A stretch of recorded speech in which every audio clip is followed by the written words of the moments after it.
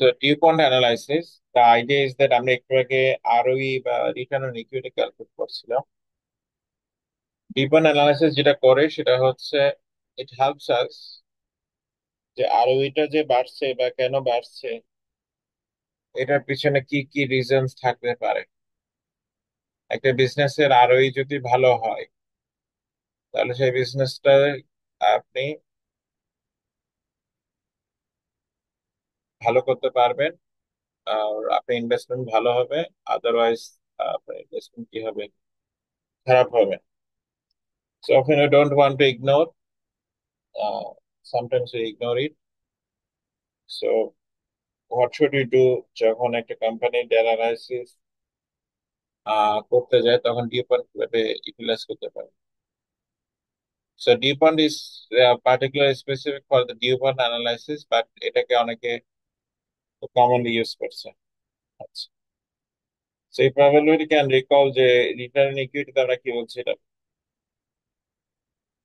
Average ইকুইটিতে net income কতটুকু generate হচ্ছে, এটাতে আমরা এক্সিস্টিং যারা শেয়ার হোল্ডার্স তাদের মানে রিটার্ন কাউন্ট করে। পারফরমেন্স তো নেট ইনকামের, বাট কত জেনারেট হয়েছে। আমি যে হসপিটালে পার ডলার ইনভেস্ট করি, আমি কত ডলার জেনারেট করছি, that is the understanding of return equity using the DuPont analysis. So আমি যখন ডিপন অ্যানালাইসিস করছি, আমাকে কিভাবে শুরু করতে হবে। ফার্স্ট অফ অল আমরা বলেছি যে return equity is a net income over average equity.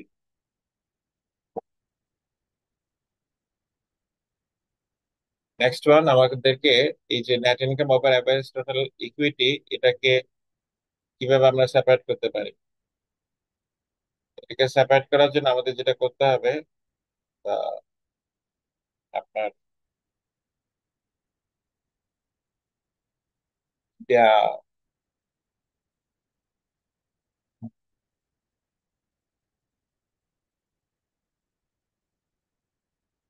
ওকে, আমরা যদি আরওইটা দেখি, আরওইকে আমরা জেনারেলি আমরা এইভাবে লিখি, net income over average equity. আমরা যদি এই ফরম্যাটে লিখি, there is no changes, return on equity is equal to net income over average total asset multiplied by average total asset over shareholders equity. এখন আপনি অ্যাভারেজ টোটাল অ্যাসেট আর average total asset এই দুটো যদি cancel out হয়ে যায়, তাহলে আর কি থাকে, net income over average share holders ইকুইটিটা থাকে। বাট এখানে আমরা এডিশনাল কি ইনফরমেশন পাচ্ছি, এখানে আমরা যে এডিশনাল ইনফরমেশন পাচ্ছি, প্রথমটা হচ্ছে অ্যাভারেজ রিটার্ন অন অ্যাসেট, আর এখানে আমরা পাচ্ছি leverage. whatever whatever the source is or idea is, catch the robbers, but the idea is very much simple, যে আমরা এটা খুঁজে বের করতে পারি যে আমার প্রফিটের সোর্স গুলো কি, বা আমার লসের সোর্স গুলো কি। So net income over average total asset, এটা একটা general definition for return on assets বা ROA। দেন আপনার এটাকে চাইলে ফার্দার আরো তিনটা ক্লাসে ক্লাসিফাই করা যায়, প্রথম দুটা ঠিক থাকবে। মাঝখানে যেটা আমরা অ্যাড করছি সেটা হচ্ছে revenue over average total asset, that is the idea of asset turnover. Next one, আমরা এটাকে যদি অ্যাপ্লাই করতে চাই, we are provided with net income, revenue, average equity or average asset of a company. So আপনি চাইলে simply net income, average equity, return assets total দিয়ে করে ফেলতে পারেন।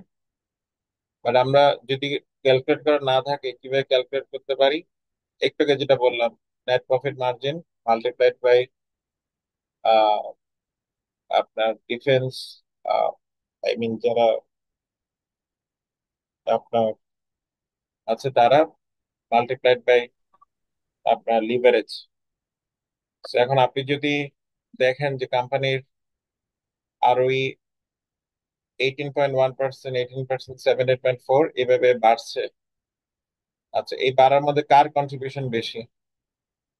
If you look at the DuPont, ডিউ পয়েন্টে কি কি করা হয়েছে? ডিউ পয়েন্টে আপনার আহ, আমরা যদি ডিউ পয়েন্ট করি, এখানে আহ, প্রথমটা হচ্ছে আপনার নেট প্রফিট মার্জিন, পরেরটা আপনার অ্যাভারেজ লিভারেজ, থার্ডটা হচ্ছে average share holder security. Is it? আপনি দেখেন যে 20x5 এর কথা আমরা বলছিলাম, X5 এ যখন বেড়েছে, প্রফিটেবিলিটি বেড়েছে 5.3%, 7.4%, 5.3%-এর মধ্যে না। সো ডোন্ট এক্সপেক্ট যে এগুলো প্রপোর্শনালি বাড়বে, অথবা লিভারেজে প্রপোর্শনালি বাড়ে না। So what can we conclude, যে আপনার যে আইটেমটা কন্ট্রিবিউশন যেখানে যত বেশি,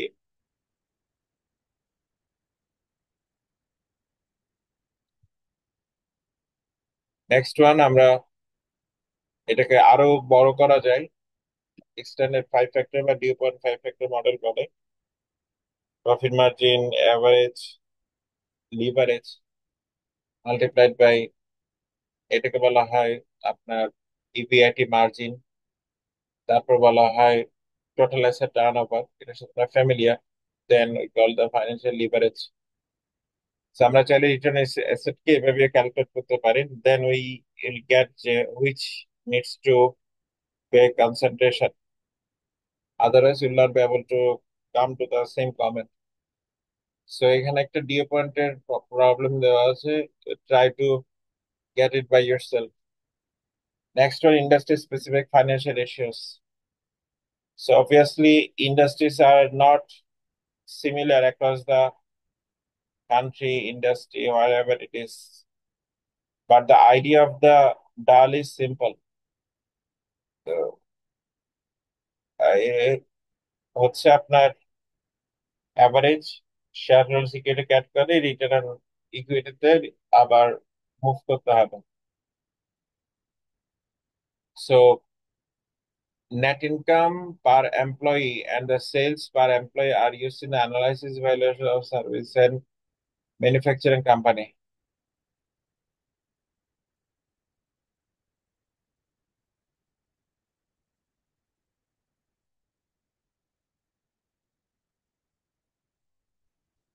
Now এখানে কিছু নাম্বার আছে কিনা? So, যেটা বলছিলাম, কিছু ইন্ডাস্ট্রি স্পেসিফিক রেশিও আছে যেগুলো আপনার ইন্ডাস্ট্রি অ্যানালাইসিস করতে আপনাকে পার্টিকুলার হেল্প করে। So, আমরা খুব সম্ভবত আগে একটা ক্লাসে বলেছিলাম যে ওয়্যারলেস টেলিকমিউনিকেশন কোম্পানিগুলোর জন্য অ্যাভারেজ রেভিনিউ পার ইউজার, এআরপিইউ, এই আইডিয়াটা খুবই গুরুত্বপূর্ণ rather than simple understanding. Next one হচ্ছে এই কোম্পানিগুলো প্রচুর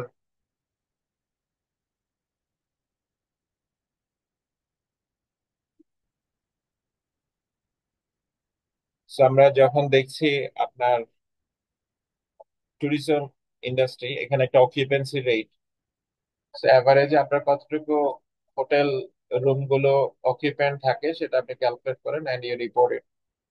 আমরা গত ক্লাসে একটা ব্যাপারে কথা বলছিলাম, আহ বন্ধ ছিল, উই ক্যান নট মেনশন আর we can not write our fit. আমরা অকুপেন্সি রেটটা হচ্ছে ট্যুরিজম এন্ড হোটেল ইন্ডাস্ট্রির জন্য। সো যার অকুপেন্সি রেট বেশি থাকে তার পারফরমেন্স ভালো। আর আমরা এটা বলেছিলাম যে যখন আপনি